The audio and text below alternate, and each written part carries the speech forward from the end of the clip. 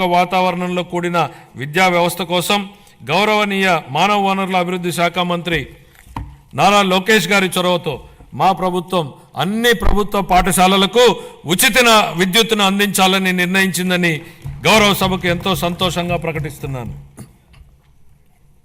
ఇది స్థానిక సంస్థలపై ఆర్థిక భారాన్ని తగ్గించడమే కాక ఉపాధ్యాయులు మరియు విద్యార్థులకు ఒత్తిడి లేని వాతావరణాన్ని కల్పిస్తుంది. 25-26 ఆర్థిక సంవత్సరానికి పాఠశాల విద్యాశాఖకు 31,805 కోట్ల రూపాయలను కేటాయింపును ప్రతిపాదిస్తున్నాను. ఉన్నత విద్య భవిష్యత్ సవాళ్లను విద్యార్థులకు సిద్ధం చేయడానికి మరియు అందరికీ సమాన అవకాశాలు కల్పించడం కోసం బలమైన సమ్మిళిత ఉన్నత విద్యా వ్యవస్థ నిర్మించడానికి ప్రభుత్వం అంకిత భావంతో ఉంది.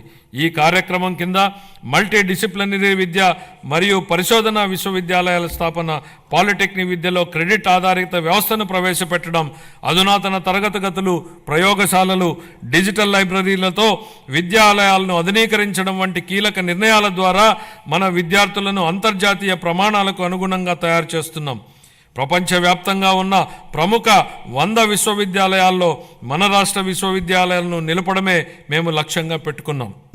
25-26 ఆర్థిక సంవత్సరానికి గాను ఉన్నత విద్యాశాఖకు 2,506 కోట్ల రూపాయలను కేటాయింపును ప్రతిపాదిస్తున్నాను. ఆరోగ్య రంగం గత ప్రభుత్వ పాలనలో ఆరోగ్య రంగం పూర్తిగా నిర్లక్ష్యానికి గురైన విషయాన్ని మనం చూసాం అధ్యక్ష. సకాలంలో చెల్లింపులను చేయకపోవడంతో మందుల కొరత, సౌకర్యాల కొరత, సేవల కొరతకు కారణమైంది అధ్యక్ష. వైద్య రంగంలో దాదాపు 6,400 కోట్ల రూపాయల బకాయిలను వారసత్వంగా ఇచ్చారు అధ్యక్ష. దీనిలో 1,624 కోట్ల రూపాయలను చెల్లించి తిరిగి గాడిలో పెట్టేటువంటి ప్రయత్నాలు ప్రారంభించాం. నిర్లక్ష్యానికి గురైన వైద్యారోగ్య రంగాన్ని గాడిలో పెట్టడమే కాకుండా ఈ శాఖకు సంబంధించి ప్రజారోగ్యానికి సంబంధించి మేనిఫెస్టోలో ఇచ్చిన హామీలను అమలు చేస్తున్నాం. దీనిలో భాగంగా ఇప్పటికే ఉన్న ఎన్టీఆర్ వైద్య సేవ పథకానికి తోడుగా ప్రతి కుటుంబానికి నాణ్యమైన వైద్య సేవలు అందించేందుకు పేద మధ్యతరగతి ప్రజలకు ఆసుపత్రులకు వెళ్లిన వెంటనే ఎటువంటి ఇబ్బంది లేకుండా కార్పొరేట్ వైద్యం అందేలా పథకాన్ని రూపొందించాం. దీనిలో భాగంగా ప్రతి కుటుంబానికి 25 లక్షల రూపాయల ఆరోగ్య బీమా పథకాన్ని అందుబాటులోకి తీసుకొచ్చేందుకు మా ప్రభుత్వం ప్రణాళికలు చేపట్టింది. ఈ ఏడాదిలోనే ఈ పథకాన్ని అమల్లోకి తేనున్నాం. దీంతో పాటు ఆసుపత్రుల్లో మందుల సరఫరా, మెరుగైన వైద్య సేవలు, పారిశుద్ధ్యం వంటివి ఇప్పటికే చేపడుతున్నాం అధ్యక్ష. 25-26 ఆర్థిక సంవత్సరానికి వైద్య ఆరోగ్య మరియు కుటుంబ సంక్షేమ శాఖకు 19,264 కోట్ల రూపాయల కేటాయింపును ప్రతిపాదిస్తున్నాను అధ్యక్ష. పంచాయతీరాజ్ మరియు గ్రామీణాభివృద్ధి గ్రామాలు శక్తి సంపన్నమై స్వయం సమృద్ధి మరియు సాధికారతలతో తులతూగకపోతే దేశాభివృద్ధి అసంపూర్తిగానే ఉండిపోతుంది.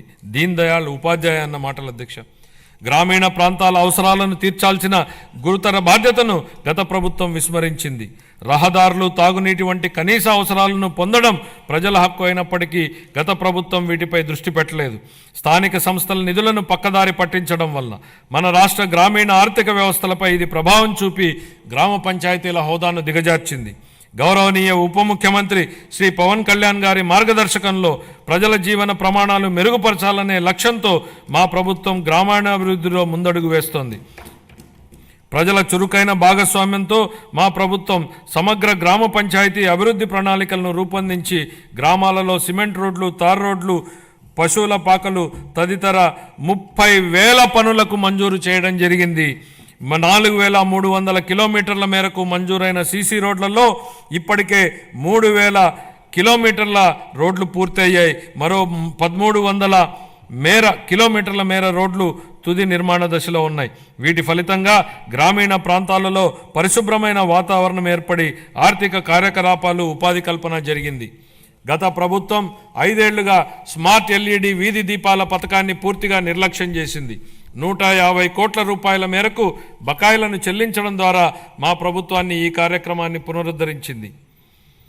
కేంద్ర ప్రభుత్వం జల్ జీవన్ మిషన్ను ఆగస్టు 15, 2019లో ప్రారంభించినప్పటి నుండి 2024-25 వరకు 13,499 కోట్ల రూపాయలను కేంద్ర ప్రభుత్వం కేటాయించినప్పటికీ గత ప్రభుత్వం మన రాష్ట్రాన్ని సకాలంలో విడుదల చేయకపోవడం వలన కేవలం 2,255 కోట్ల రూపాయలను మాత్రమే వినియోగించుకోగలిగింది. ఛత్తీస్గఢ్, జార్ఖండ్, గుజరాత్, ఒడిశా వంటి రాష్ట్రాలు 23-24 సంవత్సరానికి కేంద్రం నుంచి మనకంటే తక్కువ కేటాయింపులు పొందినప్పటికీ మన రాష్ట్రం కంటే ఎక్కువ నిధులను వినియోగించుకున్నాయి. మా ప్రభుత్వం ఈ పథకాన్ని పునరుద్ధరించడానికి చొరవ తీసుకుంది. మా ప్రభుత్వ అభ్యర్థన మేరకు ఈ పథకం గడువును 2028 వరకు పొడిగించిన కేంద్ర ప్రభుత్వానికి ఈ గౌరవ సభ ద్వారా ధన్యవాదాలు తెలియజేస్తున్నాను.